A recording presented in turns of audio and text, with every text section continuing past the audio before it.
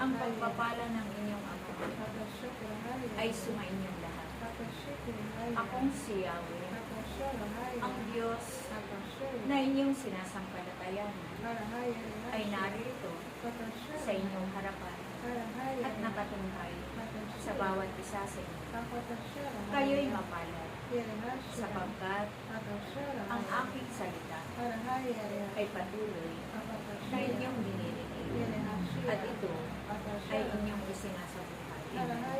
Tandaan ninyo, aking mga anak, ang taong sumusunod sa aking kalooban ay siya lamang makakapasok sa aking kaharian. Kaya nawa, pag sumakitan ninyo lahat na kayo ay aking pagharian, upang kayo ay makarating doon sa buhay na walang hanggan. Kaya aking mga anak, na aking tinawag, hinirang at pinili sa karamihan, ako'y nagpapasalamat sa inyong lahat, sapagkat hindi kayo humihinto sa inyong paglilingkod. Nahihirapan man kayo sa inyong mga buhay, ngunit kayo patuloy na sumusunod sa aking kalooban. Huwag kayong mapahala, sapagkat ako ang Diyos na inyong pinaglilingkuran, ay hindi ko kayo gugutumin, hindi ko kayo uuhawin, patuloy ko kayong pagpapalakan, sampo ng inyong mga mahal sa buhay, sapagkat ako ang Diyos na makapangyarihan sa lahat. Ako ang Diyos na lumikha sa mundo ito. Ako ang Diyos na paniwalaan ninyo. Ako ang Diyos na hindi sinungaling. Ako ang Diyos na nagbibigay ng biyaya, na siksik-liglig at umaapaw. Kaya palagi ninyong tandaan aking mga anak, ang mga karamdaman na inyong nararanasan sa inyong mga pangangatawan. Ako ang Diyos na magpapagaling sa inyo, sapagkat ako ang Diyos na dakila ninyong manggagamit. Kaya panaligan ninyo, sampalatayanan ninyo ang aking mga aral at turo na inihahayag sa inyong lahat. Naway maging matatag at maging tapat kayo na sumusunod sa aking kalooban, sapagkat ako ang Diyos na kailangan ninyo sa inyong mga buhay. Ako ang Diyos na dapat ninyo asahan sa inyong mga buhay.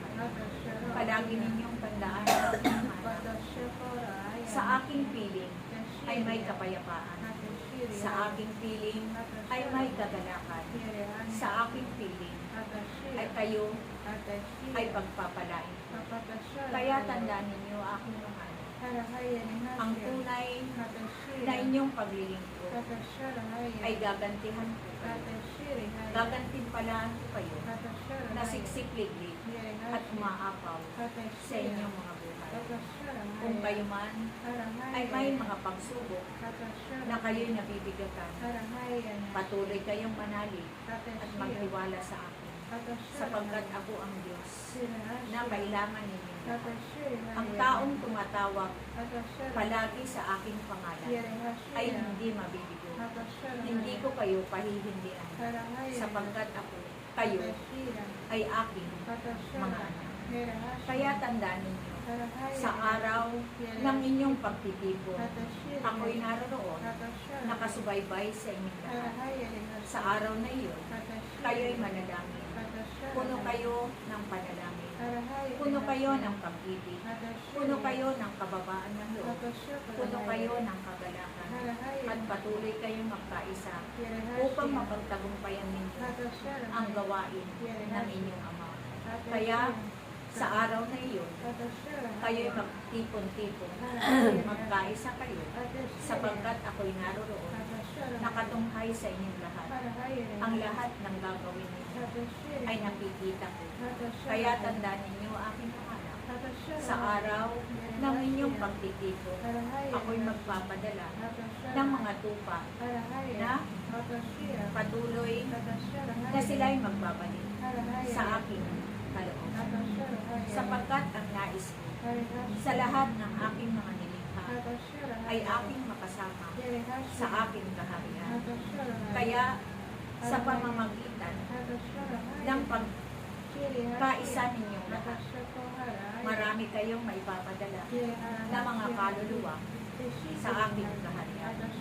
Kaya patuloy kayo mangalap ng mga tupa na nangangailangan ng pagkauhaw ng aking salita, sapagkat kailangan ng mga tao ang aking mga aral at turo, sapagkat hindi nila nakikilala ang Diyos na lumikha sa kanilang buhay. Kaya sa pamamagitan ninyong lahat, ako'y inyong ipakilala upang makilala nila kung sino ang kanilang sasampalatayanan sa kanilang mga buhay. Kaya aking mga anak, kayo'y pinasasalamatan ko.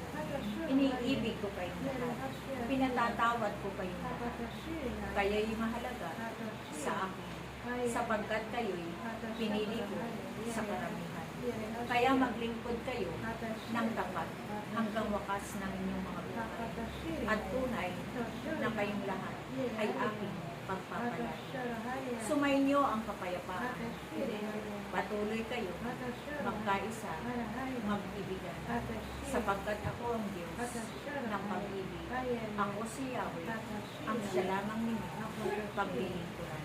Salamat sa inyo lahat. Praise Yahweh.